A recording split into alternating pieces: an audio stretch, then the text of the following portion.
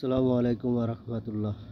সমস্ত বাংলাদেশ জাতীয়বাদী দল বিএনপি, সমস্ত নেতা কর্মী ভাইয়েরা এবং নেতৃবৃন্দগণ, আপনারা সকলে কেমন আছেন?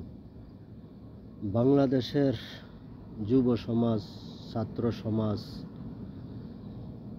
শ্রমিক সমাজ এবং কৃষক সমাজ, তরুণ সমাজ, আপনারা যদি না জাগেন তাহলে জাগবে কারা? আপনারা জাগতে হবে, আপনারা এগিয়ে আসতে হবে। বাংলাদেশকে এই মানুষগুলোর হাত থেকে, যারা অবৈধভাবে ক্ষমতায় আছে, তাদের হাত থেকে বাংলাদেশকে রক্ষা করতে হলে সমস্ত মানুষকে এগিয়ে আসতে হবে, সমস্ত মানুষ একসাথে কাজ করতে হবে। তাই এই জন্য যুব সমাজকে, ছাত্র সমাজকে, শ্রমিক সমাজকে